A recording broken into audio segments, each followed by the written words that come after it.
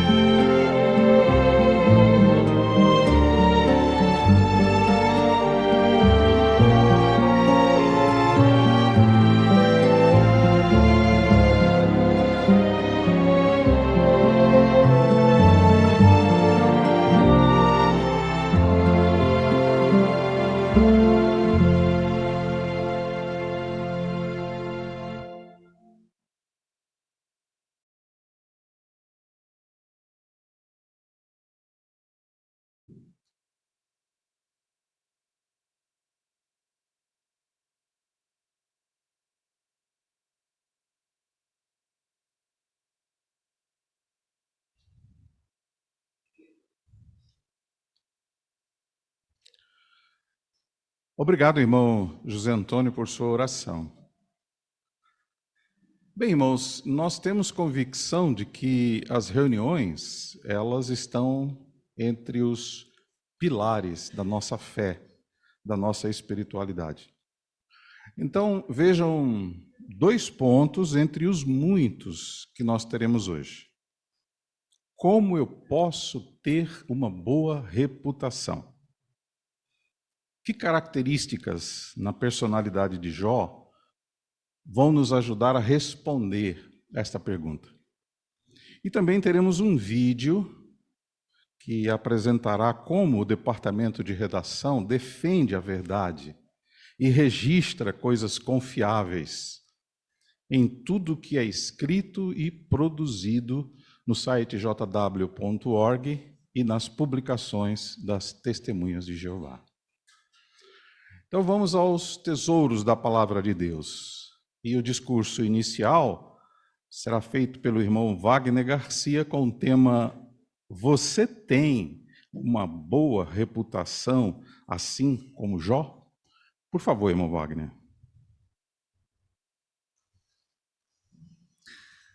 Se você pedisse para um amigo íntimo ou para algum ente querido da família, ou até para o seu cônjuge, para que ele te definisse com uma característica, qual seria? A resposta talvez poderia te surpreender. Mas se ele pontuar algo que talvez pudesse ser melhorado, não desanime. O exemplo de Jó pode te ajudar, aliás, ajudar todos nós. Nesse discurso, iremos analisar brevemente como Jó era conhecido e o que podemos aprender com ele. Primeiramente, vejamos qual era a reputação de Jó na sua cidade. Acompanhe comigo a leitura de Jó, capítulo 29, dos versículos do 7 ao 11. Os irmãos podem deixar suas Bíblias abertas neste capítulo. Nos diz assim: Quando eu ia ao portão da cidade e ocupava o meu assento na praça, os jovens me viam e abriam passagem, e até os idosos se levantavam e ficavam de pé. Os príncipes ficavam calados, tapavam a boca com a mão. A voz dos homens importantes era silenciada. A língua deles grudava no céu da boca. Quem me ouvia falava bem de mim, e os que me viam testemunhavam o meu favor. Que respeito já tinha, né? Analisem comigo o versículo 7.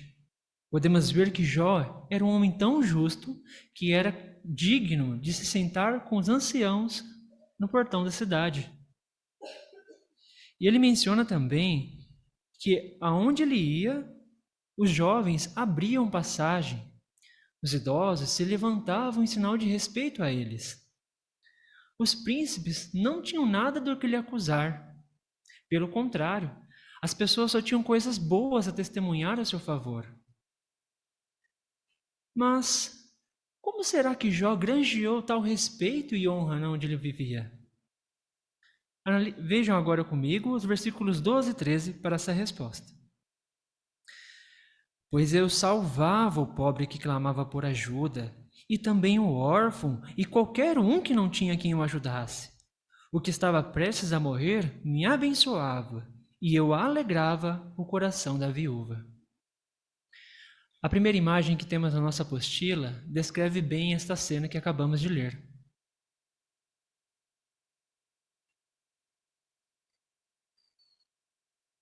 Nela podemos ver Jó ali entregando comida, para uma pobre viúva e seu filho no portão da cidade. E observe como as pessoas ficam espantadas com tanto amor que ele demonstrava. Isso com certeza fazia diferença para aquela mulher e para seu filho, pois naquela época era comum as mulheres serem desprezadas, mulheres viúvas serem desprezadas. Né? Isso prova como Jó era uma pessoa ativa nas suas ações, não passiva.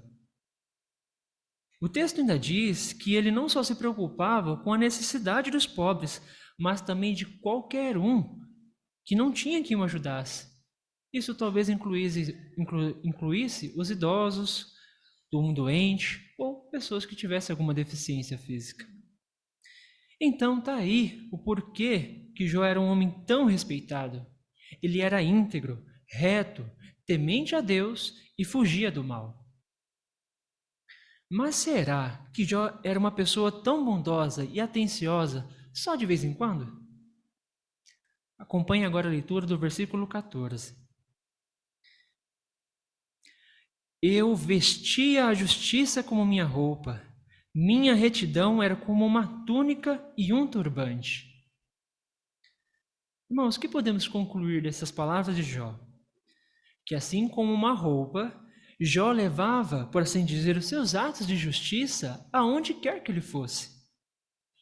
E essas ações de justiça não eram apenas práticas, mas elas também estavam na sua cabeça, como um turbante, por assim dizer, protegendo e guiando seus pensamentos também.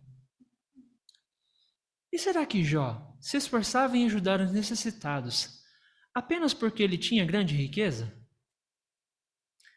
Essa pergunta não se parece muito com a acusação que Satanás fez contra ele, de que ele só agia de tal forma por causa de tudo que ele tinha? E o que foi que Jó nos provou? Que com ou sem riqueza, ele era a mesma pessoa. E nos ensinou que, independente de nossa situação financeira, podemos ser conhecidos por demonstrar amor leal às pessoas. Na verdade, existem muitas formas de fazermos isso, porque necessidades financeiras não são as únicas dificuldades que nossos irmãos estão passando. Muitos de nós precisam de ajuda para lidar com problemas emocionais, doenças, até mesmo desânimo. E às vezes, dedicar a esses irmãos tempo, esforço e atenção é tudo que eles precisam. E o dinheiro não pode comprar. A segunda imagem que iremos ver na apostila, ela nos dá alguns exemplos de como podemos fazer isso. Podemos ver aqui uma irmã ajudando outras pessoas. Na primeira situação, vemos ela ajudando uma irmã de mais idade a fazer uma caminhada, enquanto desfrutam de uma boa conversa. Na segunda situação, podemos ver ela dando tempo e atenção a uma amiga, uma irmã, que talvez esteja passando por um problema difícil, um problema de desânimo. Na terceira situação, esta irmã busca uma boa reputação por pregar zelosamente. Sabemos que isso exige uma boa reprogramação, né? E na quarta situação, esta irmã prepara uma simples refeição para que ela possa desfrutar da companhia dos seus irmãos e uma boa conversa. Assim, irmãos, podemos ver que esta irmã, assim como Jó, leva seus atos de justiça a todos os lugares e age assim para com todos.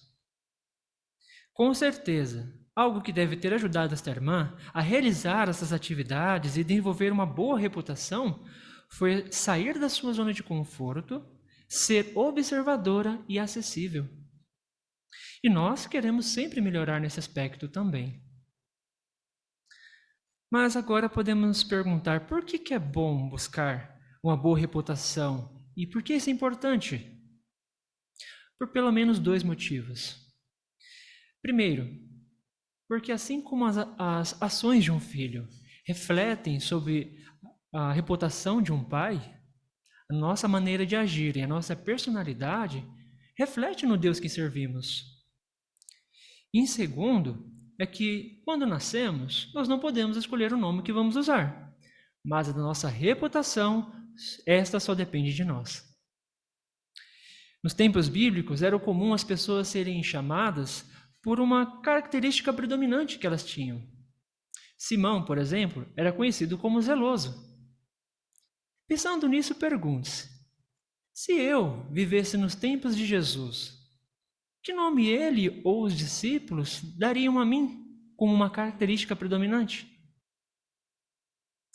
Essa pergunta merece uma séria reflexão. Porque assim como o sábio rei Salomão escreveu em Provérbios 22, versículo 1, devemos escolher antes um bom nome do que riquezas abundantes. Com certeza, se fizermos um bom nome ou reputação no meio em que vivemos, teremos algo de grande valor. E mais importante ainda, se fizermos um bom nome perante Deus, obteremos um tesouro permanente, pois Jeová lhe promete que escreverá em seu livro o nome daqueles que o temem e dará a estes a perspectiva de vida eterna. Assim, para meditar neste assunto, pergunte-se regularmente: as pessoas me conhecem por quais qualidades?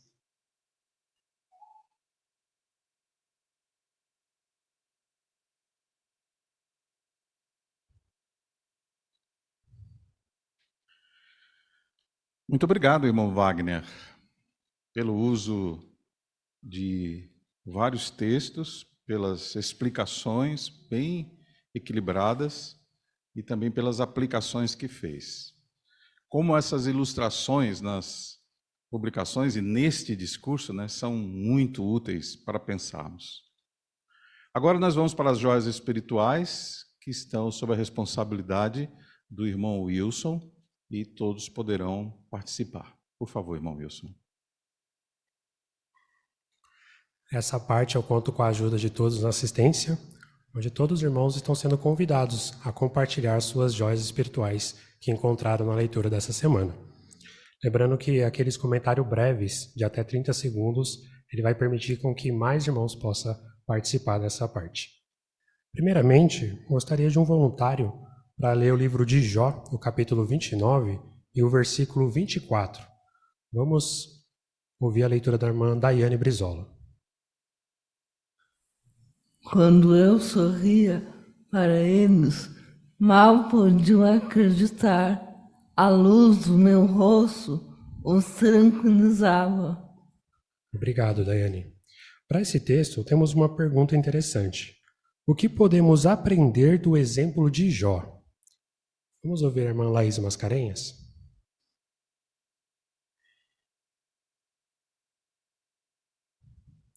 Nós vemos que um sorriso faz muita diferença não só para quem dá, mas também para quem recebe. Aqui nos fez pensar em certos sorrisos que, quando lembramos, nos faz sentir alívio, ou nos sentir mais à vontade, ou também quando tem a ausência dele, nos faz sentir nervosos ou até rejeitados. Então, o nosso sorriso pode ter muito impacto sobre os outros. Muito bem. O sorriso é importante. Agora, na leitura da semana, que joia espiritual você encontrou sobre Jeová, sobre a pregação ou sobre outro assunto? Vamos começar com a Magali Montistelli?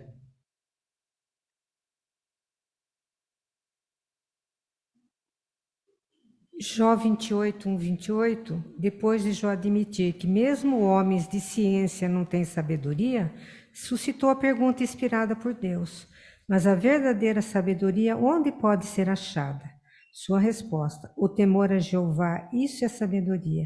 E desviar-se do mal é compreensão. Eu aprendi lendo esse texto que temer a Jeová é ter imensa reverência por ele e medo profundo de desagradá-lo.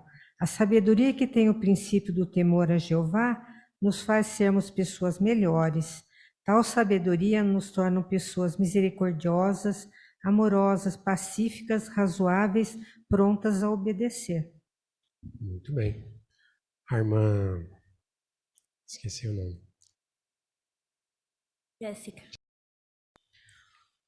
Capítulo 28, versículo 18, fala que uma bolsa de sabedoria vale mais do que uma cheia de pérolas. Então, a sabedoria, ela nos faz andar nos caminhos de Jeová. E isso só nos traz paz e felicidade. E nem o ouro nem a prata, eles podem comprar essa sabedoria, né? E tampouco a paz e a felicidade que ela proporciona. Muito bem, Jéssica. A irmã Milka?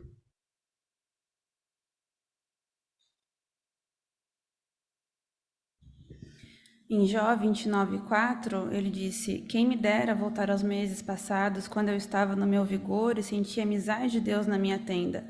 E nós, às vezes, passamos por problemas que podem nos enfraquecer ou nos fazer pensar que Jeová se afastou de nós também.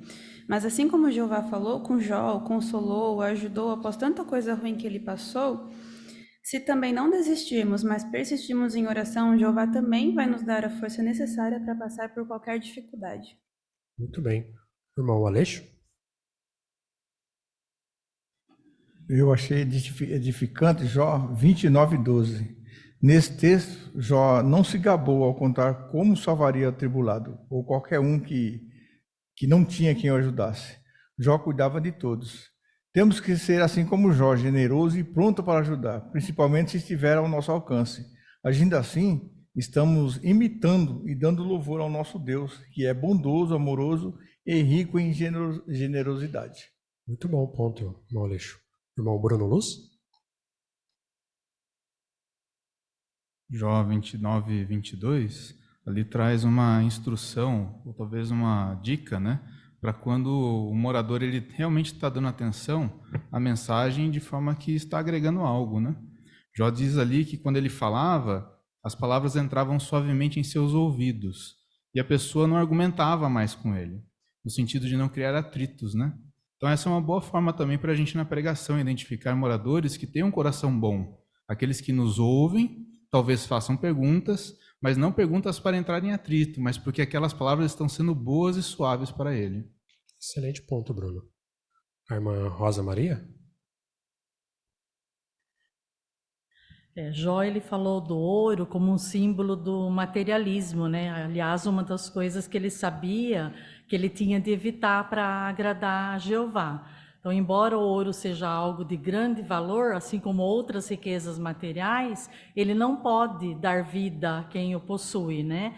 E não há quantidade de ouro que possa comprar a verdadeira sabedoria que provém de Jeová. E Jó reconheceu isso, né, nas palavras dele, no capítulo 28, no versículo 12, né? Então, Jó reconheceu que as leis, os mandamentos e a disciplina de Jeová, eles são muito mais desejáveis do que muito ouro refinado, né? O mesmo conceito que tinha o salmista Davi.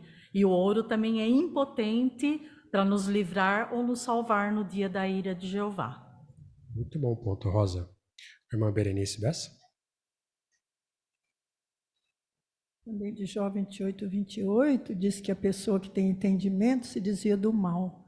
Na Sentinela de 58 fala de Salomão, que embora tendo grande sabedoria, perdeu o entendimento porque não ouviu repreensão, né? E não se desviou do mal. Então, eu aprendi que até pessoas muito sábias, né, podem agir de maneira errada e precisar de repreensão. Então, para o meu próprio bem, acho que devo ter o coração humilde o suficiente para acertar a repreensão e voltar ao entendimento e fazer o bem.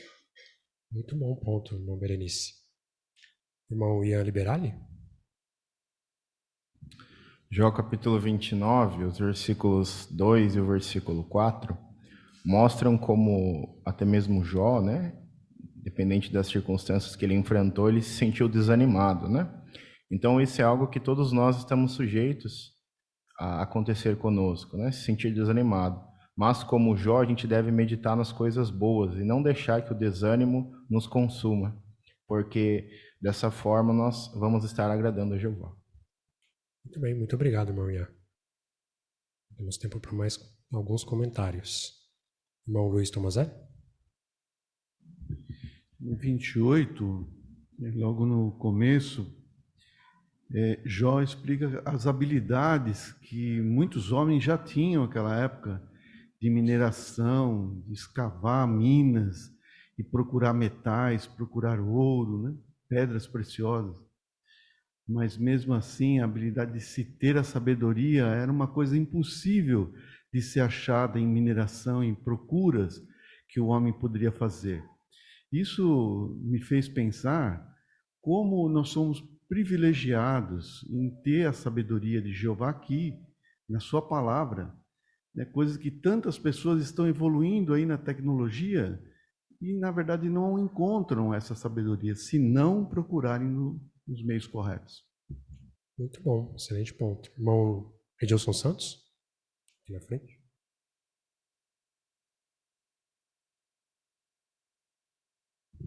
As palavras de Jó, nos versículos iniciais aqui do capítulo 29, servem para introduzir conversas, palestras de casa em casa, refutar um argumento, ajudar nossos estudantes, né, numa revisita, enfim.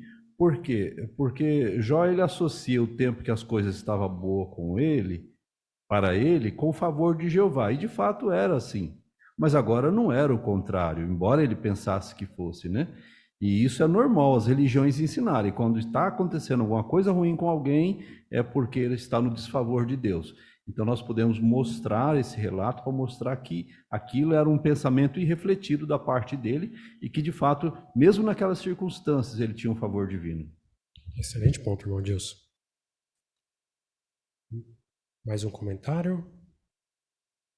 Então queremos agradecer os comentários dos irmãos por estarem bem preparados e compartilhar suas joias espirituais.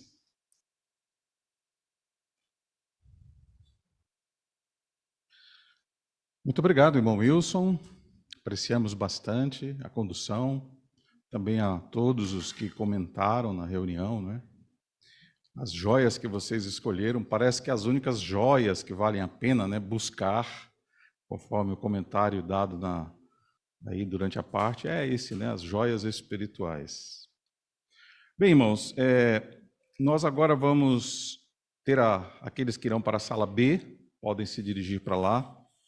O irmão Bruno espera por vocês ali. E nós vamos acompanhar aqui a leitura do irmão Samuel Bessa, o trecho de Jó 28, versículos de 1 a 28. Irmão Samuel, por favor. Há um lugar de onde se extrai prata, e um lugar de onde se extrai o ouro que refinam. Do solo se tira o ferro, e das rochas se funde o cobre. O homem domina a escuridão. Nas trevas e na escuridão, ele explora até o limite, em busca de minério. Ele abre uma mina longe de onde as pessoas residem, em lugares esquecidos, longe de onde as pessoas passam. Alguns homens descem e ficam dependurados, balançando. A terra produz alimento na superfície, mas embaixo ela é revolvida pelo fogo. Ali, nas pedras, se encontra safira, e o pó contém ouro. Nenhuma ave de rapina conhece o caminho até ali. O olho de milafre preto não o viu. Nenhum animal majestoso pisa nele, e o leão novo não ronda por ali. As mãos do homem golpeiam o rochedo, ele revira a base das montanhas, faz galerias de água na rocha. Seus olhos veem toda a coisa preciosa. Ele bloqueia as nascentes dos rios e traz à luz o que estava escondido. Mas a sabedoria, onde pode ser achada? E onde está a fonte do entendimento? Nenhum homem reconhece seu valor, e ela não pode ser encontrada na terra dos viventes. As águas profundas dizem, ela não está aqui, e o mar diz, não está comigo. Ela não pode ser comprada com ouro puro, nem se pode pesar prata para trocar por ela. Não pode ser comprada com olho de Ofir, nem com o raro ônix, nem com a safira. Ouro e vidro não podem ser comparados com ela, nem se pode trocá-la por um vaso de ouro fino. Coral e cristal nem merecem ser mencionados, pois uma bolsa cheia de sabedoria vale mais do que uma cheia de pérolas. O topázio de Cuxi não pode ser comparado com ela. Ela não pode ser comprada nem mesmo com ouro puro. Mas de onde vem a sabedoria? E onde está a fonte do entendimento? Ela foi escondida dos olhos de todos os seres vivos e ocultada das aves do céu. A destruição e a morte dizem, nossos ouvidos apenas ouviram falar dela. Deus conhece o caminho para onde encontrá-la. Somente Ele sabe onde ela mora, pois Ele olha até os confins da terra e vê tudo debaixo dos céus. Quando determinou a força do vento e mediu as águas, quando estabeleceu uma lei para a chuva e um caminho para o trovão e a nuvem de tempestade. Então ele viu a sabedoria e a explicou. Ele a estabeleceu e a examinou. Disse então ao homem, veja, o temor de Jeová, isso é sabedoria, e desviar-se do mal é entendimento. Irmão Samuel, muito obrigado pela leitura que fez. A ênfase na brochura era o ponto 5, leia de modo correto. Então, como fazer isso? A brochura diz, leia exatamente o que está escrito. Mas isso não é uma coisa muito fácil, não. Às vezes a gente omite palavras ou acrescenta outras. Então, ali diz, todo leitor precisa tomar cuidado para não acrescentar, pular ou trocar palavras. Mas saiba que Jeová aprecia muito todos os leitores públicos que são usados nas congregações. Agora nós vamos para a primeira parte, faça seu melhor no ministério. E nós teremos aqui a irmã Cida Arruda, é a nossa primeira estudante, e ela terá a irmã Roberta Castro como a sua ajudante. Nós estamos na expectativa, viu, de assistir a parte de vocês. E Roberta, tudo bem com você? Que bom te ver novamente. E eu percebo que você está um pouco preocupada. Realmente, Cida, você acertou. Não estou num dia bom. Eu estava aqui pensando numa decisão que eu tomei. Eu acho que não foi a melhor decisão, não tenho como voltar atrás, mas fiquei pensando, né, como que eu poderia ter um conselho, onde eu poderia ter buscado uma ajuda, e agora já foi. Sabe, Roberta, existe uma fonte onde podemos encontrar bons conselhos e que funciona. É? Onde? Na Bíblia. Ó, veja aqui comigo, por favor, aqui em 2 Timóteo, versículo 3, o capítulo 3, versículo 16 e 17, que diz assim: toda escritura é inspirada por Deus e proveitosa para ensinar, para repreender, para endireitar as coisas e para disciplinar em justiça, a fim de que todo homem de Deus seja completamente equipado para toda boa obra. Percebeu por que a Bíblia é uma fonte confiável para buscar bons conselhos? Ah, não sei, acho que aqui no começo fala que é inspirada por Deus, né? É porque ela vem de Deus? Exatamente, e os conselhos dela são para o nosso bem. Poxa, que interessante. Sabe que, para mim, assim, quando eu ouço falar da Bíblia, né, eu sempre achei que fosse um livro que falasse só de religião, não que tivesse conselho para nós. A Bíblia, ela dá bons conselhos, por exemplo, como ser bem-sucedido no casamento, como conviver bem com a família. E eu tenho aqui comigo, mas é em forma digital, a revista Seja Feliz para Sempre. E eu vou mandar para você pelo WhatsApp, e para você, eu gostaria que você, assim que eu pudesse, ler ela. Ah, que interessante. E Gostei. uma pergunta também interessante que surge é como podemos acreditar na Bíblia? E a semana que vem eu ligo para você, né? Para responder essa pergunta e ver o que você achou da revista. Ah, legal, combinado. Eu vou te dar o meu número novo, então.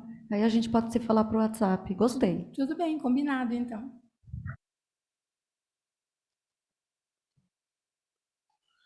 Muito obrigado, irmãs Cida, irmã Roberta. Ficou muito bom, viu?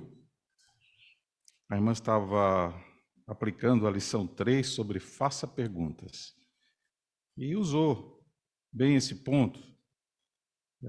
Inclusive, as perguntas elas podem ser utilizadas nas publicações, como você fez. Você levantou uma pergunta da publicação e isso fez com que a sua estudante, né, a sua visitante ali, a pessoa com quem você estava visitando, ficasse ligada, né, na próxima vez que você iria passar lá. Muito obrigado pela participação. Nós vamos ver agora a revisita. Então vamos prestar atenção à irmã Júlia Souza, né, e a revisita que ela fará com a sua ajudante, a irmã Laís Mascarenhas. Laís, da última vez que a gente conversou, eu li para você um texto que mostra que a Bíblia inteira é proveitosa para nós e nos instrui, né? Por isso que eu te deixei a pergunta: por que nós podemos acreditar na Bíblia? Então, tendo em mente que muitas pessoas acreditam na Bíblia para tomar decisões, para serem consoladas e principalmente para aprender sobre Deus, nós queremos ter provas de que ela é confiável, não é mesmo? Ah, com certeza. Então, uma forma de a gente saber isso, Laís, é por analisar alguns pontos que já foram comprovados. Olha que interessante o que a Bíblia já dizia há mais de 3.500 anos atrás, lá no livro de Jó. Estou com a minha Bíblia aqui, ó. Livro de Jó, no capítulo 6, o versículo 7. Diz assim: Ele estende os céus do norte sobre o vazio, suspende a terra sobre o nada. Isso. Então, você notou no texto, Laís? Há muito tempo atrás, o homem, mesmo antes de ir no espaço, ele comprovou, muito tempo antes de ir para o espaço e comprovar assuntos sobre a ciência, a Bíblia já dizia, né, que a Terra estava suspensa sobre o nada. Isso sem a tecnologia que a gente tem hoje. Interessante, né? Olha, eu achei bem interessante. Eu não imaginava que tinha isso na Bíblia. Eu me lembro de estudar na Bíblia na escola sobre várias teorias que existiam no passado. Será que tem outros textos na Bíblia que também falam sobre isso? Tem sim, Laís. Inclusive tem uma revista que pode nos ajudar com esse estudo, né? A gente pode ver aqui a revista chama Seja Feliz para Sempre. Aqui na página 12, você vai ver esse ponto, ó. A ciência concorda com a Bíblia. Então, aqui vai ter alguns textos, né, falando sobre a Terra, sobre o ciclo da água. Também vai ter vídeos e algumas ilustrações que vai te auxiliar nesse estudo. Ai, que legal, que interessante. Eu quero ver, sim, essa revista. Eu vou querer analisar ela melhor. Que bom, viu, Laís? O que você acha desse horário de eu voltar na semana que vem para a gente ver juntas essa lição? Ah, pode voltar sim, eu vou estar disponível. Então tá bom. Antes, Laís, eu queria te mostrar como que a gente pode tirar melhor proveito dessa revista, né, desse estudo. Aqui no início da revista, olha que interessante. Vai mostrar como que a gente pode usufruir dessa revista. Diz assim, ó, que a primeira parte, a primeira sessão, né, são cerca de 3 parágrafos, né? Então a gente vai ler juntas esses parágrafos e vai ler alguns textos destacados dele. Já na segunda parte, é a sessão Aprenda Mais, onde a gente vai encontrar um resumo das lições, né? E vamos ver alguns detalhes sobre o ponto principal, né? Que vai ajudar a gente a entender melhor. E para ajudar a entender os pontos, nós vamos ter algumas imagens, vídeos, né? Como eu te mostrei naquela lição. E também vamos ver o último ponto aqui, que fala algumas pessoas dizem, que vai te ajudar a explicar para outras pessoas o que você aprendeu. Já na última parte, né, a última sessão, é um resumo e uma revisão do estudo que nós fizemos. E além disso, tem algumas sugestões de metas. Olha que legal, né? E se você quiser aprofundar um pouquinho mais nesse assunto, você vai poder ver a seção Quer Pesquisar Mais, que tem alguns artigos, né? Alguns vídeos também, se você tiver interesse, né, em aprofundar mais. Olha, Laís, parece bastante coisa, né? Mas conforme a gente for conversando mais, você vai entender melhor essa lição. O que você acha de a gente conversar melhor sobre isso na semana que vem? Legal, Júlia. Até fiquei curiosa, acho que eu vou dar até uma olhada antes nos assuntos que você me mostrou. Isso, faz isso mesmo, Laís. Você vai gostar. Então, na semana que vem eu volto para a gente ver o primeiro ponto, né? Que vai mostrar algumas perguntas que a Bíblia responde. Ah, tá ok. Vou te esperar então. Combinado.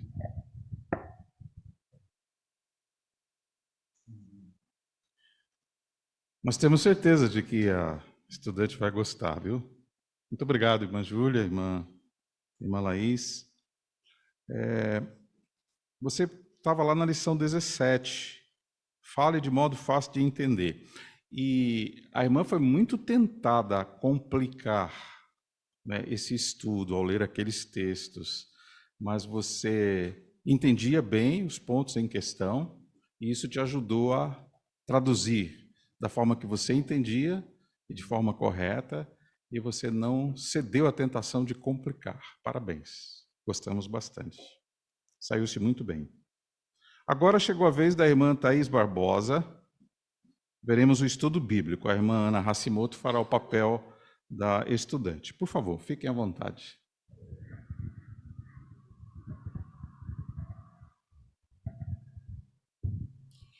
Muito bem, Aninha. Então, depois dessa parte introdutória que nós tivemos, chegamos na sessão Aprenda Mais.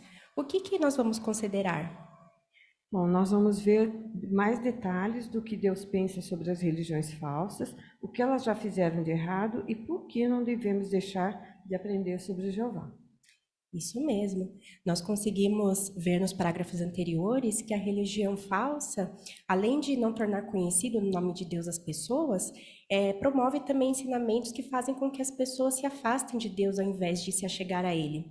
E também vimos que não raro ela está envolvida em escândalos, conflitos bélicos, política.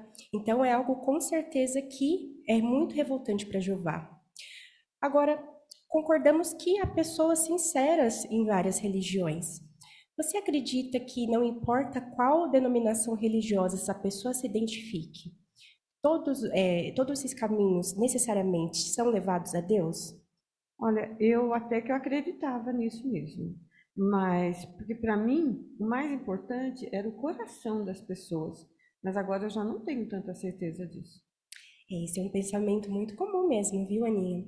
Mas vamos deixar que a Bíblia responda essa pergunta aqui nas palavras de Jesus proferidas no famoso Sermão do Monte, aqui em Mateus, capítulo 7, os versículos 13 e 14. Acompanha aqui comigo.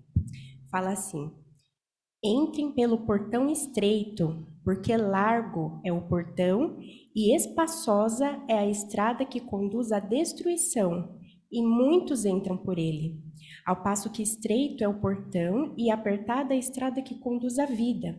E note, poucos a acham. Então, vamos refletir um pouco juntas aqui o que Jesus disse. Para se dar um contexto, naquela época era comum que as pessoas chegassem a essas cidades moradas por estradas que davam nos portões da cidade. Então, a Bíblia utiliza expressões como estrada ou caminho para descrever o tipo de vida que a pessoa leva.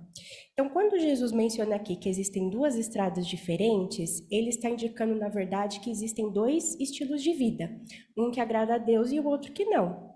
E para uma pessoa só vai poder entrar no reino de Deus se ela andar pelo caminho, pela estrada correta, concorda? Agora ele falou aqui de dois portões diferentes e cada um dava para uma estrada. Como seriam essas estradas? Bom, uma delas é espaçosa e a outra é apertada. Isso. Existe uma terceira estrada? Não, apenas essas duas. Muito bem. Então não há estradas alternativas além dessas que Jesus já mencionou. Então podemos ver que essas duas estradas têm essas características diferentes e o destino também é diferente. O que nós podemos comentar a respeito? Bom, eu entendi que a espaçosa ela é mais fácil, porém ela leva à destruição, mas a apertada leva à vida eterna. Muito bem. Então, a estrada popular é mais fácil justamente porque as pessoas escolheriam essa estrada porque agrada a ideia para elas de pensar e viverem como querem, sem muitas regras ou compromissos. E hoje é o que mais notamos, não é verdade, Aninha? Se a gente vê bem, a maioria das pessoas hoje escolhem a religião por quê? Elas escolhem religião que melhor adapte ao estilo de vida delas. É como se Deus tivesse que se adaptar ao modo de adoração delas e não o contrário. Mas também vimos que essa estrada leva à morte, ao contrário da estrada apertada. Ela não é fácil porque se exige mudanças a serem feitas, mas o destino dela vale muito a pena, porque vale a vida eterna debaixo do reino de Deus. Faz sentido isso para você? Ah, faz muito sentido. Que bom. Vamos ver um vídeo, então, que fala um pouco mais sobre o que nós conversamos. Olha só que interessante. Você viu, Aninha? Então, depois de tudo que nós consideramos, será que a Bíblia apoia a ideia de que todas as religiões agradam a Deus? Olha, pelo que eu vi aí no vídeo, nós podemos ter uma religião, mas se o que fazemos não agrada a Deus, a nossa adoração é inválida. Muito bem. E a forma de sabermos se escolhermos a estrada certa é por utilizarmos esse mapa que o vídeo menciona, que compara como sendo a Bíblia, para que nós possamos nos guiar corretamente. E eu quero aproveitar a oportunidade e te elogiar, né, por todo o esforço que você está fazendo, tirando tempo, para examinar à luz da Bíblia o que Deus se agrada. Agora, vamos ver mais uma forma das religiões falsas afastarem as pessoas de Deus, aqui no parágrafo 5.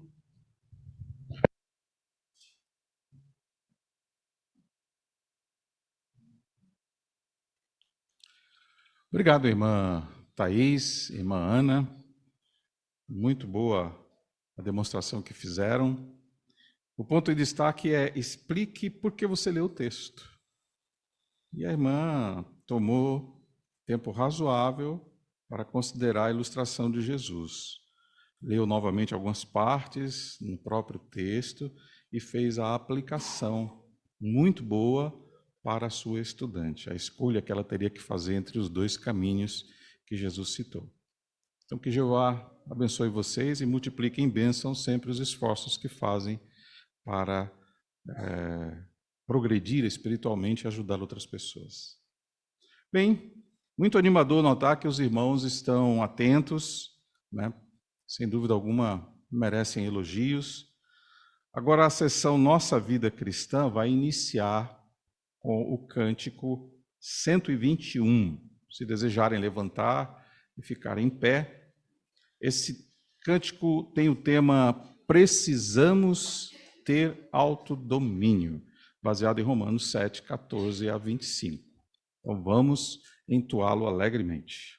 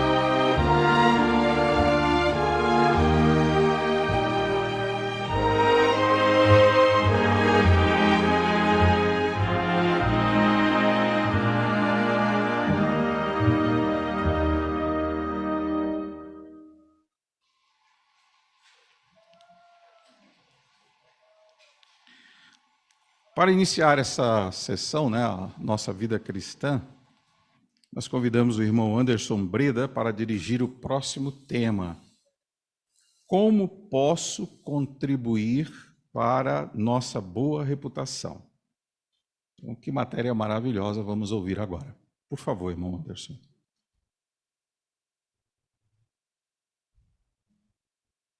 Por muito tempo, o povo de Deus tem se esforçado para viver de um modo aprovado por Deus, obedecendo a tudo o que a Bíblia diz. Hoje, mesmo cercado de pessoas que desprezam os altos e elevados, justos padrões de Jeová, as testemunhas de Jeová têm se esforçado para viver de um modo que siga todas as orientações de Deus contidas na sua palavra, a Bíblia. E é muito importante que nós continuemos nos esforçando para fazer a vontade de Jeová e seguir as suas orientações, vivendo de acordo com seus padrões. Por quê? Além de, obviamente, agradarmos a Jeová, o apóstolo Paulo, sob inspiração, ele destacou ainda um outro motivo. Lá em 1 Coríntios 4:9, Paulo disse que os cristãos se tornariam um espetáculo para o mundo.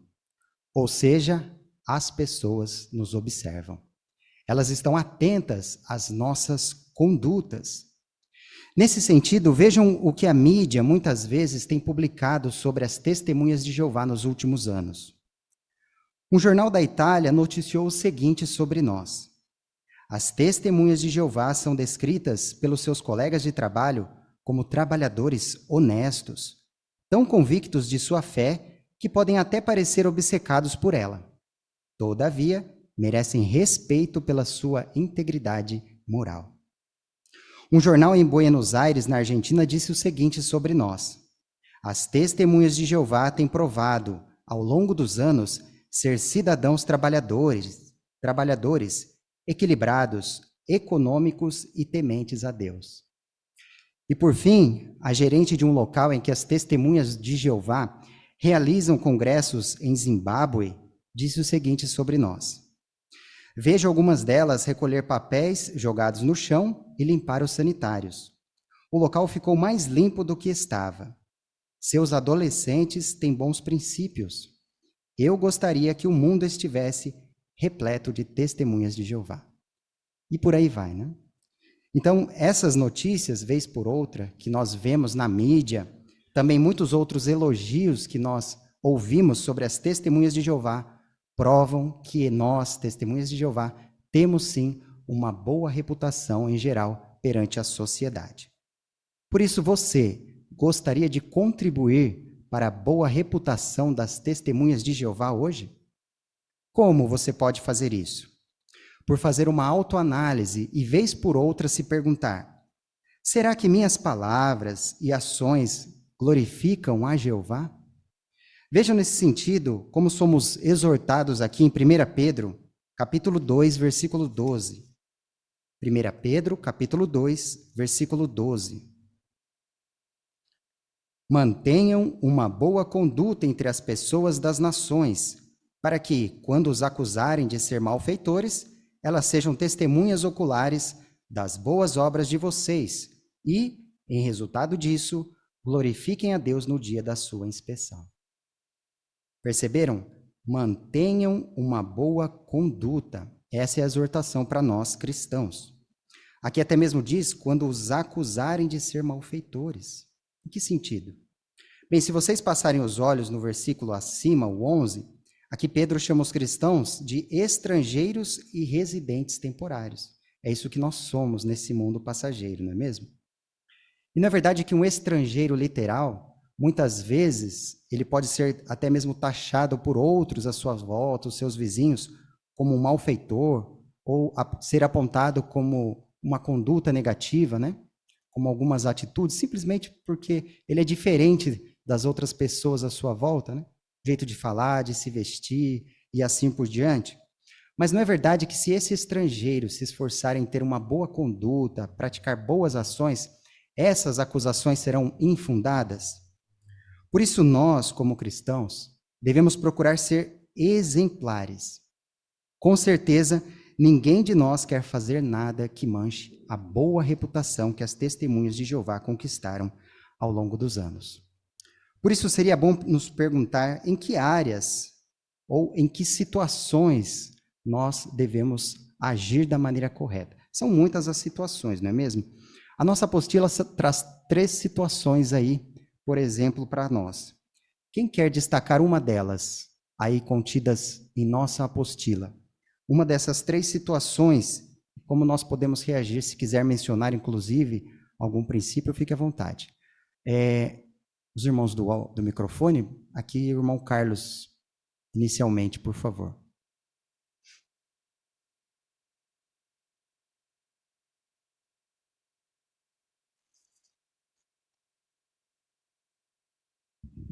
Um descrente, por exemplo, nos insulta num acesso de ira, de raiva, né?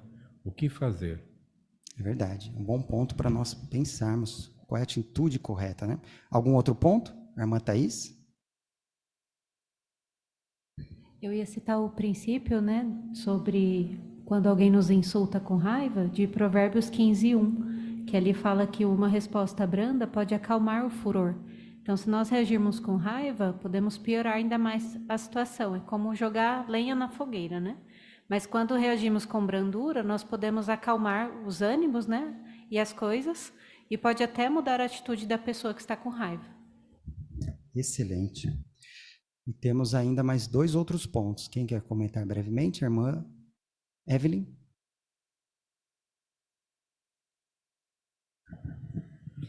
No quesito limpeza, né? Nossa limpeza física ela é importante para Jeová, não só porque é para o nosso bem, né? Mas também porque reflete sobre ele. O texto de 2 Coríntios 6:3 diz que para não sermos motivo de tropeço, mas nos recomendarmos de todos os modos. Isso inclui a limpeza pessoal e de nossos bens. Excelente. Então essas são algumas situações, né? Também no caso de uma lei da nossa região que parece injusta ou difícil de obedecer. Devemos pensar nesses pontos e em muitos outros. Mas vejam no vídeo a seguir como que os pesquisadores do Departamento de Redação das Testemunhas de Jeová têm dado um bom exemplo para contribuir por uma boa reputação. Deem atenção ao vídeo Pessoas que Amam e Respeitam a Verdade.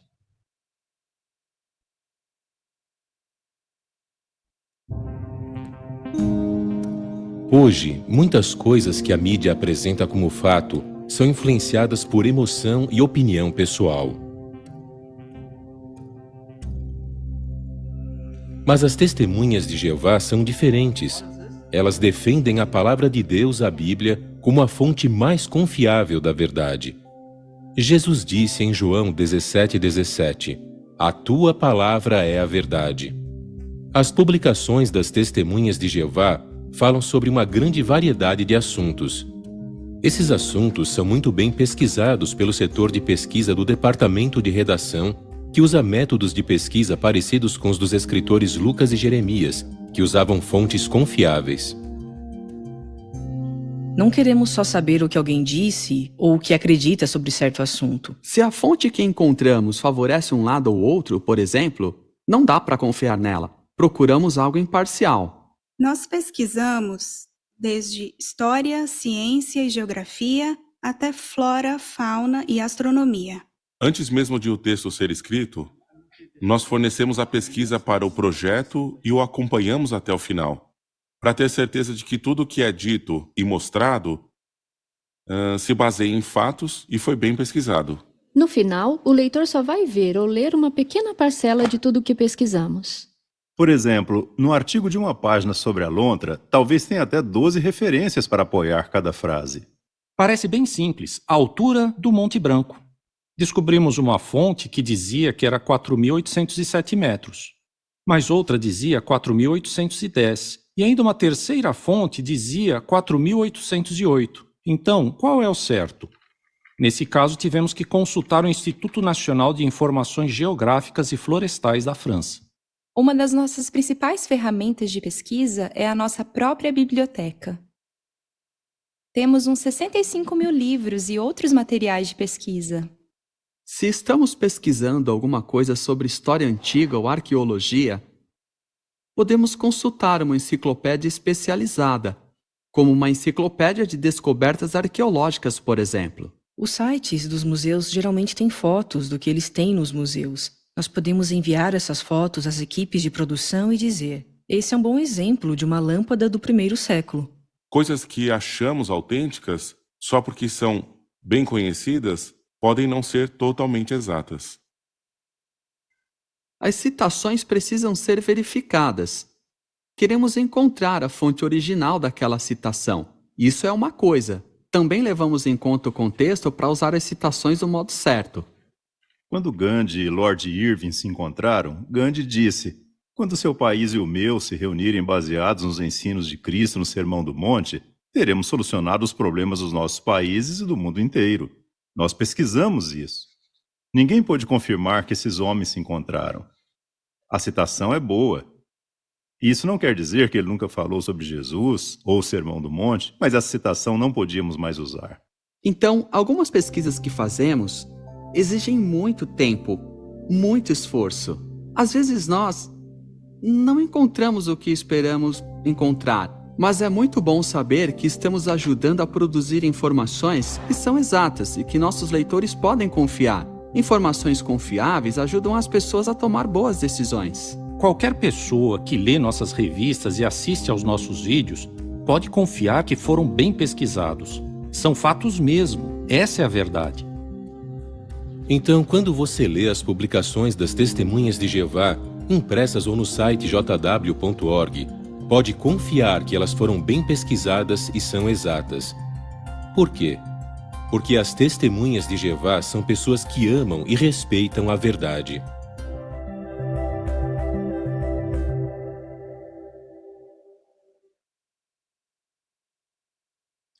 Que belo vídeo, não é mesmo?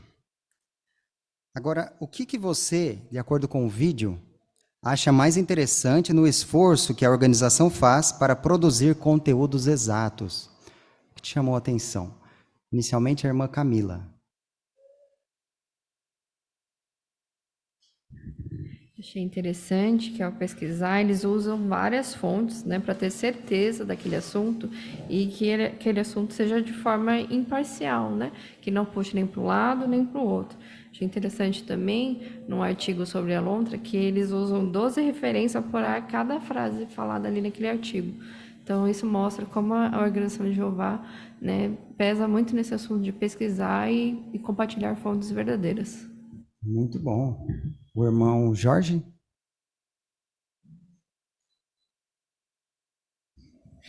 Eu achei interessante porque muitas vezes eles vão buscar lá a fonte original das informações. Porque às vezes, quando uma informação ela é citada muitas vezes, às vezes ela vai se deturpando pelo caminho, né? Então eles têm essa preocupação. E também o fato de eles usarem uma biblioteca própria de cerca de 65 mil livros. Então isso mostra o quanto a organização é preocupada em passar informações exatas. Com certeza. A irmã Vanessa.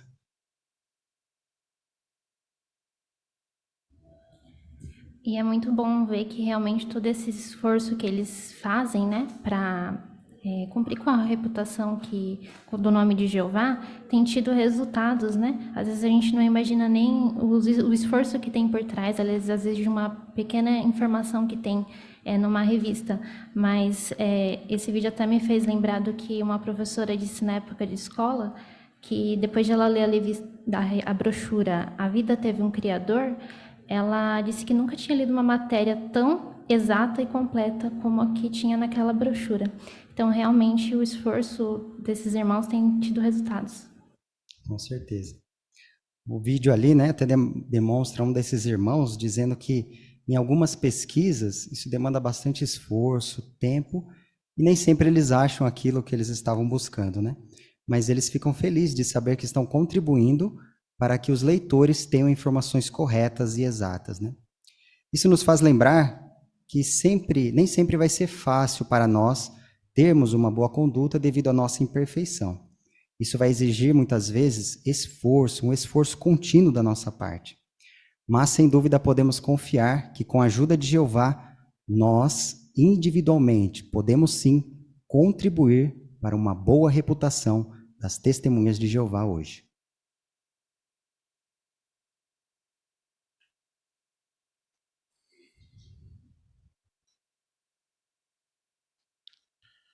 Muito obrigado, irmão Anderson, por conduzir tão bem essa informação.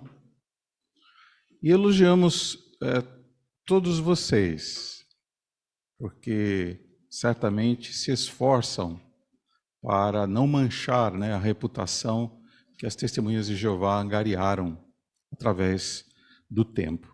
E também nós agradecemos a Jeová porque seu povo realmente valoriza a verdade em todos os campos. Agora vamos convidar o irmão Danilo Boaventura para conduzir um ponto alto da nossa reunião, que é o estudo bíblico de congregação. E o leitor que vai ajudá-lo, irmão Danilo, aliás, o irmão Ian Liberali. Por favor, irmão Ian. Muito bem, então daremos início, né, a metade do nosso estudo do capítulo 3, darmos continuidade. O que é interessante é que no estudo passado nós vimos um ponto bem importante, né, a história ali da adoração verdadeira. Então ali que formou o Israel espiritual, a congregação dos cristãos ungidos. E nisso nós vamos dar continuidade no parágrafo 12, e quem fará a leitura para nós é o nosso irmão Ian. Então, vamos dar atenção à sua leitura. Pedro se pôs de pé para falar à multidão de várias nacionalidades. A todos que estavam dispostos a ouvir, ele explicou que o dom milagroso de falar em línguas tinha sido dado por Deus em cumprimento da profecia de Joel. Derramarei meu espírito sobre todo tipo de pessoas. Antes de subir ao céu, Jesus disse a seus discípulos: Eu pedirei ao Pai, e ele lhes dará outro ajudador, o qual Jesus identificou como o Espírito.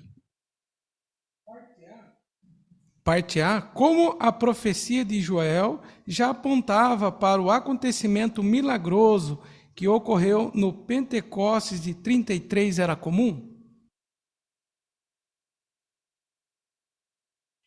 Irmão Renato?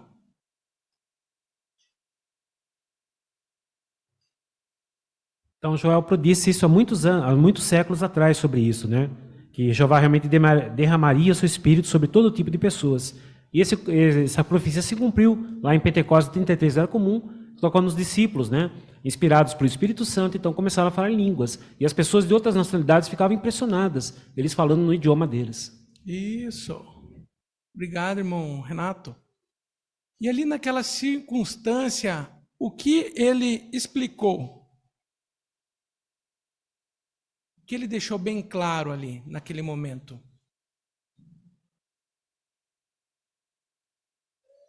Irmã Berenice?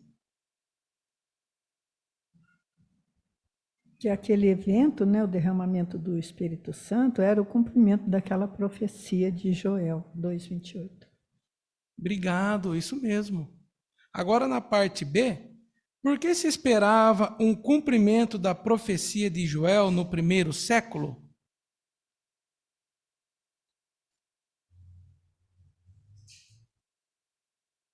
Irmão Tomazelli?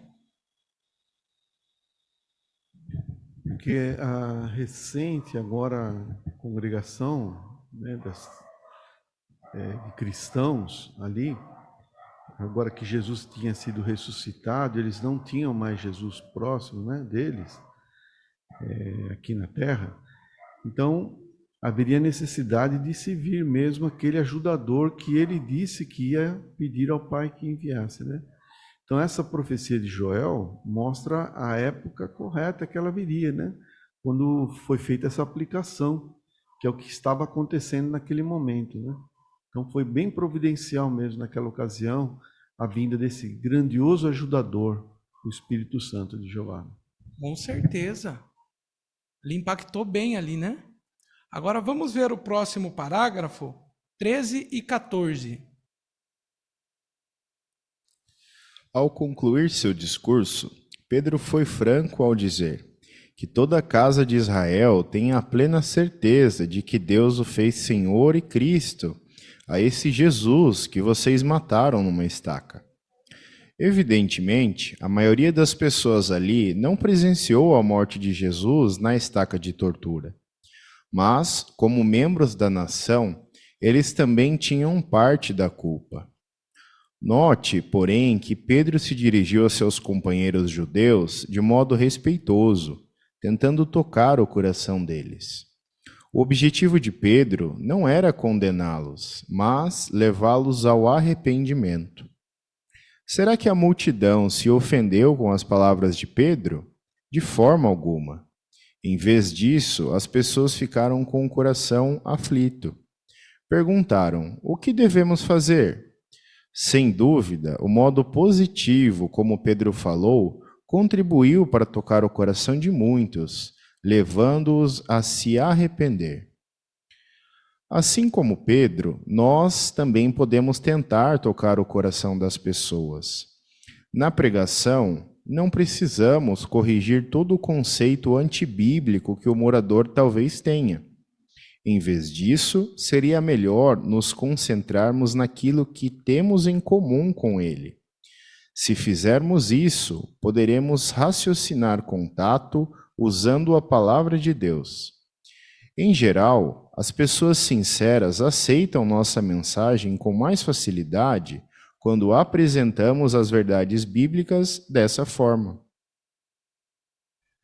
13 e 14, como Pedro se esforçou para tocar o coração de seus ouvintes e como podemos imitá-lo? Temos ali alguns pontos, né? Nós podemos... Irmã Camila?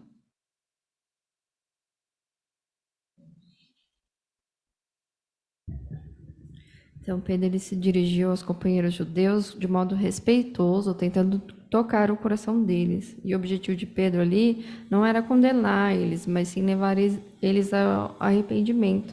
Nós também podemos tentar tocar o coração das pessoas tendo tato, né? Tratando elas de modo respeitoso, não tentando corrigir um pensamento errado que a pessoa tem sobre a Bíblia, mas mostrar um ponto em comum e falar sobre a verdade para ela. Muito bem, Camila. Irmão Dilson?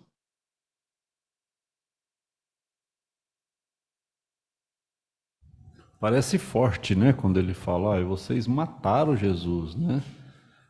Mas aquilo foi impactante, aquilo fez com que eles parassem para ouvir, né? Às vezes, um estudante ele precisa mudar, fazer algum ajuste, e às vezes a gente fica fazendo tanto rodeio que ele acaba não entendendo que ele tem aquela necessidade, né?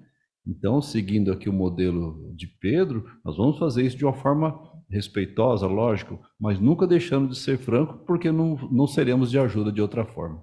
Isso, muito bem. Obrigado, irmão Dilson. Ali nesse ponto também mostra que naquela situação, o que muitos ali poderiam estar pensando, mas que forma que Pedro ele falou para aquelas pessoas.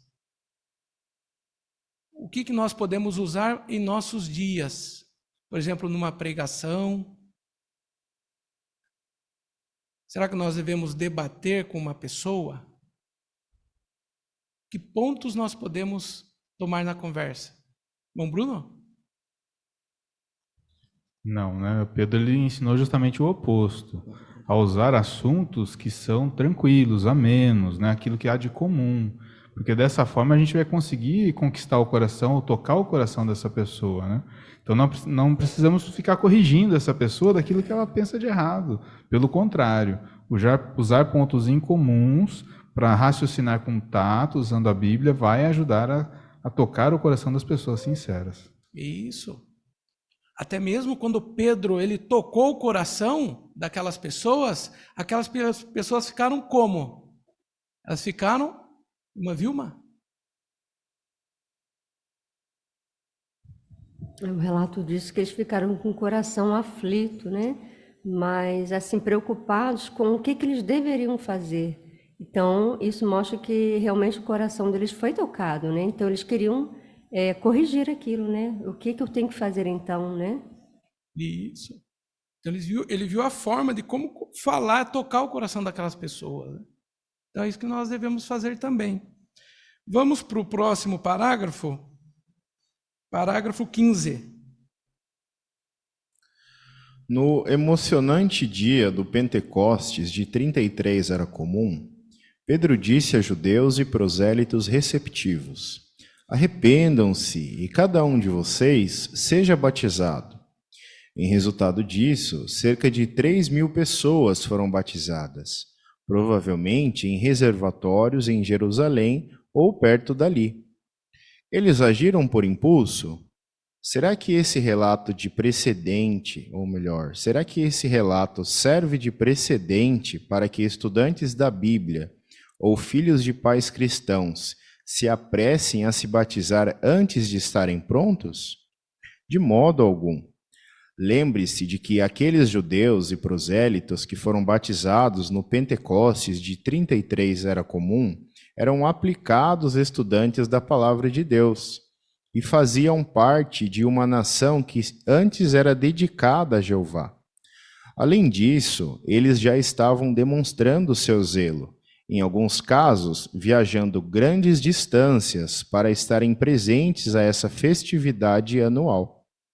Depois de aceitarem as verdades vitais a respeito do papel de Jesus Cristo no cumprimento do propósito de Deus, eles estavam prontos para continuar servindo a Deus, mas agora como seguidores batizados de Cristo. Parte A.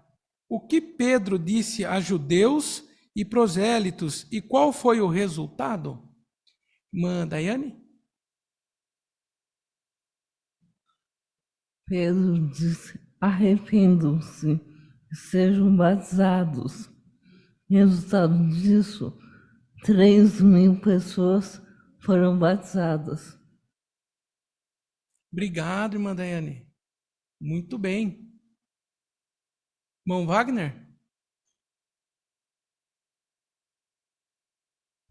É interessante a nota ainda no final deste comentário, né, que em feito de comparação, em 93, cerca de mais de 7.000 pessoas, 7.402 pessoas na Ucrânia foram batizadas, né?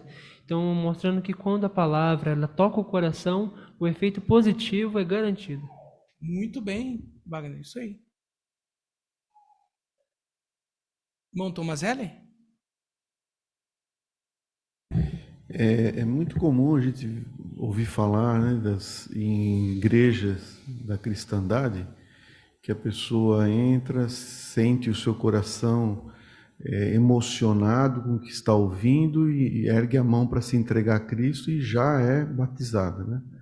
Então, aqui nós estamos aprendendo que isso não foi um precedente do que acontece hoje nas igrejas, né? De forma nenhuma, né? Eram pessoas que conheciam, serviam a Jeová, já eram pessoas dedicadas a Jeová e precisavam entender agora o papel do Cristo, né? Como mudou agora a adoração. E para isso precisaram ser batizados. Muito bem.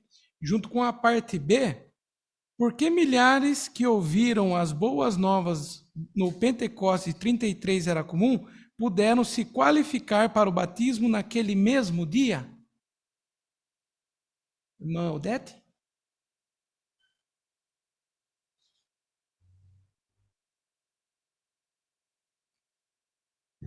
Sensibilizados com o discurso de Pedro, eles se arrependeram do mal que tinham feito por matar Jesus na estaca e se converteram, quer dizer, deram meia volta. E aí, depois desse arrependimento e conversão sincera, aí sim eles foram batizados em nome de Jesus como seguidores fiéis deste. Com certeza, muito bem. Irmão Jorge Mário?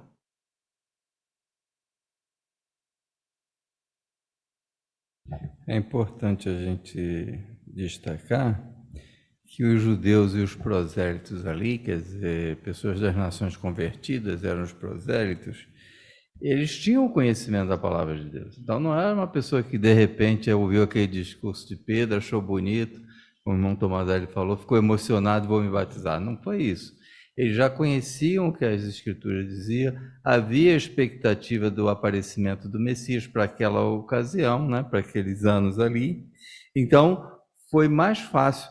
Tanto é que eles demonstraram zelo indo para Jerusalém para adoração. Então, eram pessoas que temiam a Jeová, era de uma nação que era dedicada a Jeová, que era a nação de Israel, né, e Judá.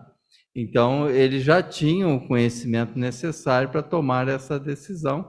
Apenas quando Pedro esclarece, então eles têm o entendimento correto e são levados ao batismo. Muito bem, matou o ponto, isso mesmo. Vamos agora para o próximo parágrafo. 16.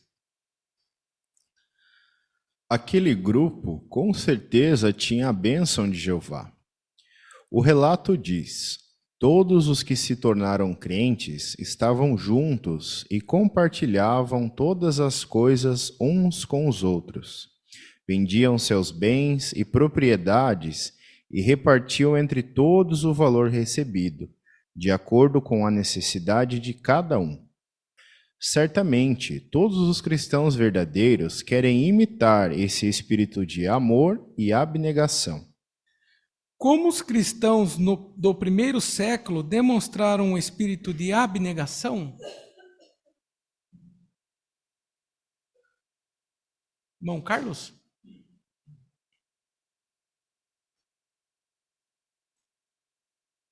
Eles sempre procuravam compartilhar o que tinham com outros irmãos, né?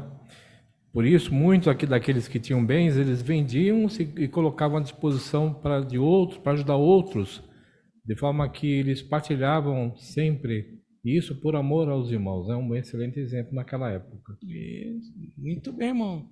Irmão Edilson?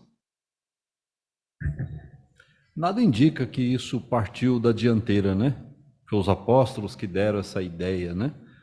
Eles mesmos viam a necessidade, porque nós estamos estudando que muitos haviam se deslocado de pontos distantes e tinham que permanecer ali para receber mais conhecimento, para se estruturar melhor, para poder voltar e trabalhar lá no território, né? Por assim dizer, né? Onde havia necessidade. Então, era algo voluntário. Então, isso não serve de base, como as igrejas da cristandade muitas vezes usam, né? Forçando as pessoas a vender o que tem para dar para a igreja, né? Então, isso aqui foi algo voluntário, temporário, segundo a necessidade da época. Isso, com certeza. E em nossos dias, ou especificamente em nossa congregação, como nós podemos usar esse parágrafo em nossos dias? Que tipo de ajuda? Irmão Carlos?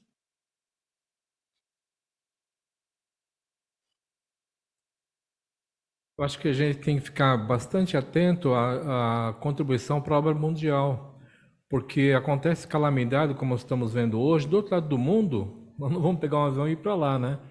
Mas o modo de contribuir é ajudar nas caixinhas, né? Ou donate, né?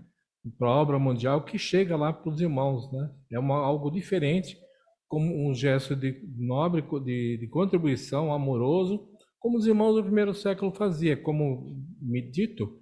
Lá era um modo diferente. Hoje a situação é outra totalmente diferente, né? Isso. Obrigado, irmão Carlos. Muito bem. Vamos então para o parágrafo 17. A Bíblia mostra que, antes da dedicação e do batismo cristãos, vários passos são necessários. A pessoa precisa obter conhecimento da palavra de Deus.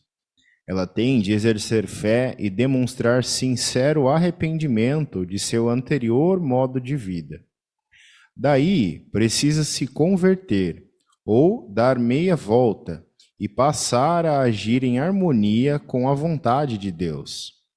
Depois de dar esses passos, a pessoa se dedica a Deus em oração e então é batizada.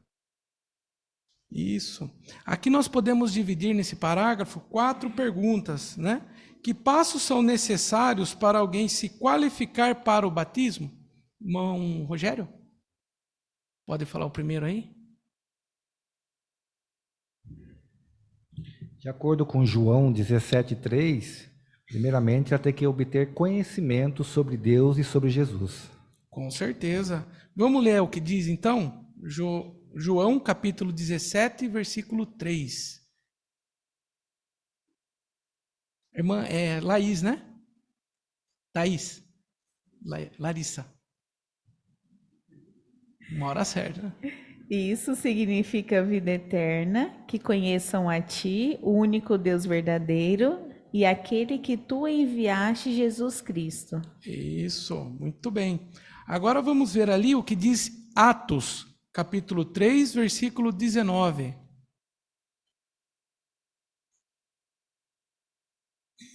Irmão Ricardo?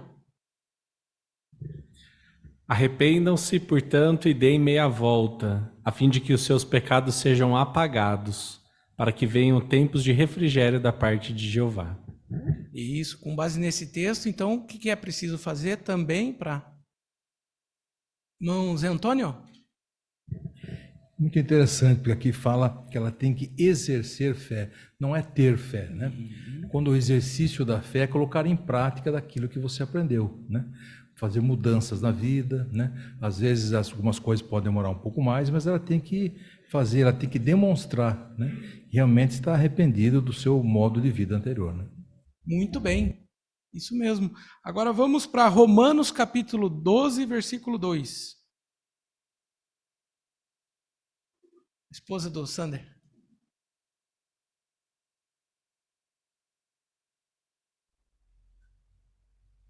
E parem de se amoldar a este mundo, mas sejam transformados, renovando a sua mente, a fim de comprovar por si mesmo a boa, aceitável e perfeita vontade de Deus. Isso. Agora vamos em Efésios, capítulo 4, versículo 23 e 24. Irmão Jefferson.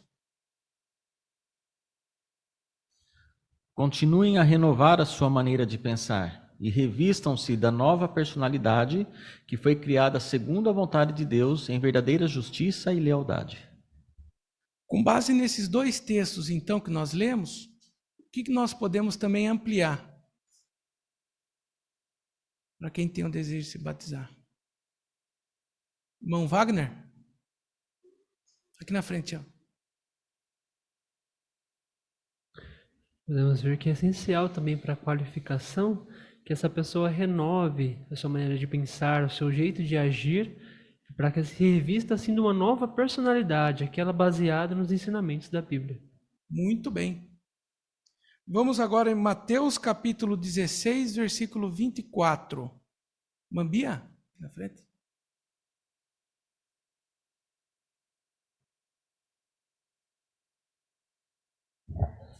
Jesus disse então a seus discípulos: Se alguém quer ser meu seguidor, negue a si mesmo, apanhe sua estaca de tortura e siga-me sempre. Obrigado. Agora, 1 Pedro, capítulo 3, versículo 21. Bom, Sérgio?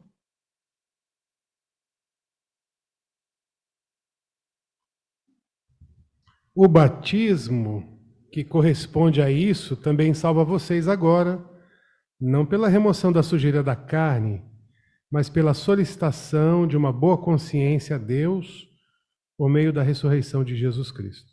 Muito bem. Então, com base nesses dois textos, que nós podemos ampliar? A irmã Milka.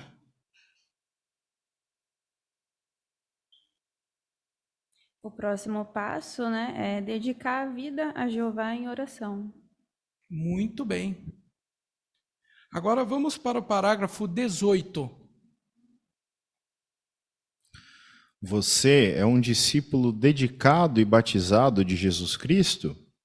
Em caso afirmativo, seja grato pelo privilégio que recebeu. Como os discípulos do primeiro século que ficaram cheios de Espírito Santo, você também pode receber poder de Jeová para dar testemunho cabal e fazer a vontade dele.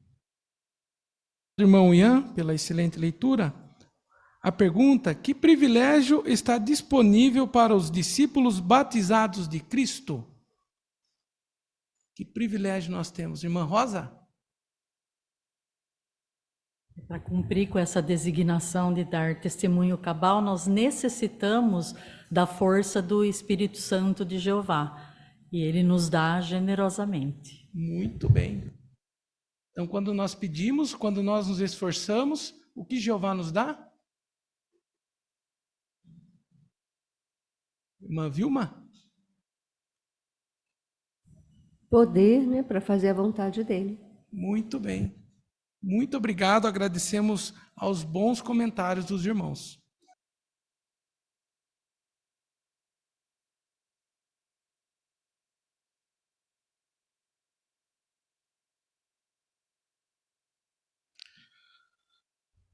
Obrigado pela condução do estudo, irmão Danilo e também irmão Ian, pela leitura. E certamente também agradecemos muito a participação da assistência na leitura de textos e na aplicação, né, deles, bem como também na matéria destinada para a nossa edificação nesta noite. Foi muito bom, não, irmãos? Nós estarmos aqui para essa programação. Concordam? Faz parte, né, do processo de edificação da nossa fé, manutenção da nossa espiritualidade.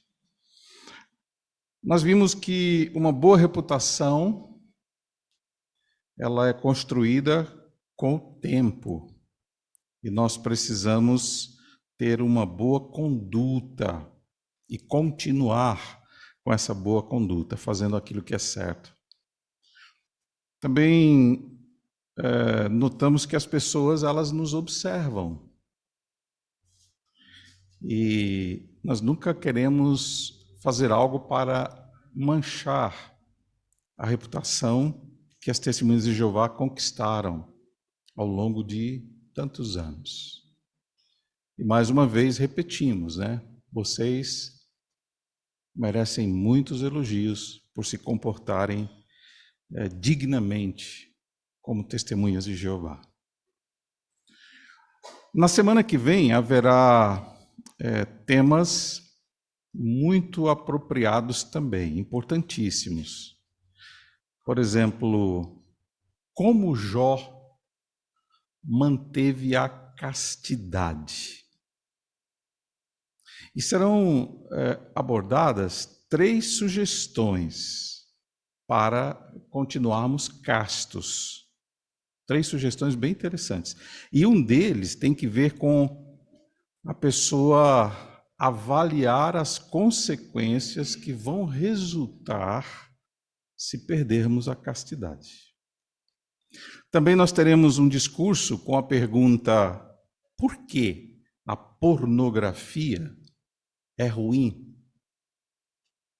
E nesse discurso se destacará que é possível parar de ver pornografia, se alguém tem esse indesejável e péssimo hábito, né? Muito obrigado, e queríamos aproveitar também para dar alguns anúncios. O primeiro deles tem que ver com a nossa irmã Thaís Fialho. Ela está aqui mais ou menos à minha esquerda, né? Por quê? Porque ela foi batizada na nossa assembleia no último sábado. Nós desejamos, irmã Thaís, que você seja bem-sucedida nessa carreira que iniciou agora.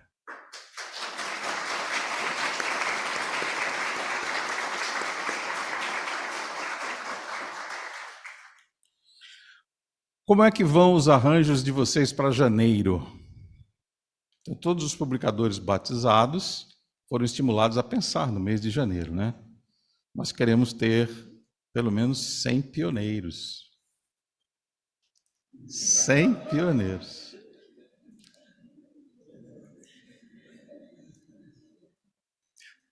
Os pioneiros auxiliares vão fazer 15 horas, porque nós estaremos com a visita do superintendente de circuito. Então, essa promoção, né, vai ser alcançada se você trabalhar 30 minutos por dia.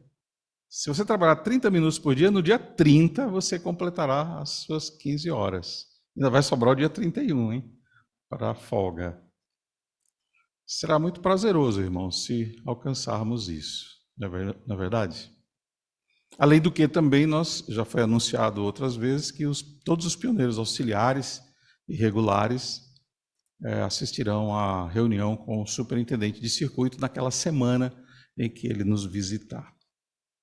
E por último, temos um anúncio que veio do escritório. Então vamos lê-lo. Anúncio para a congregação.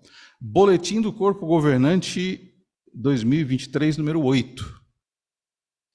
O vídeo Boletim do Corpo Governante, que foi lançado no jw.org em 15 de dezembro de 2023, inclui o seguinte anúncio.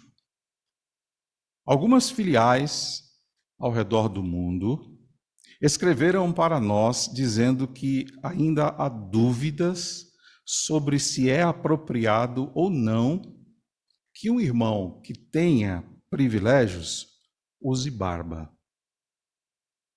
Depois de muitas orações, o corpo governante concluiu que é necessário esclarecer esse assunto. O corpo governante não é contra os irmãos usarem barba. Por que não? Porque a Bíblia não diz que é errado usar barba. Além disso, com o passar do tempo, temos notado que em muitos países é aceitável que homens que ocupam posições de respeito em empresas e no governo usem barba. Assim, escolher usar barba ou não é um assunto de decisão pessoal. Um irmão deve ser designado ancião ou servo ministerial com base na sua espiritualidade, não na sua decisão de usar barba ou não. Essa orientação também se aplica aos servos de tempo integral especial, em Betel, e a todos os que servem no campo, como pioneiros especiais, missionários e superintendentes de circuito. Em harmonia com Romanos 14:4, nem os anciãos, nem qualquer outro cristão deve achar que pode julgar um irmão que decide usar barba. Confiamos que essas orientações vão nos ajudar a tomar cuidado com qualquer coisa que possa causar divisão entre o povo de Jeová.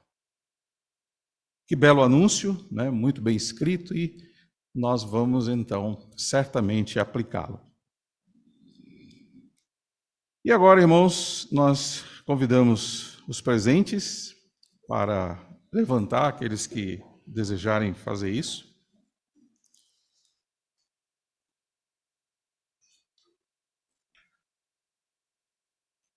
E vamos entoar o cântico final, o cântico 50, Minha Oração de Dedicação.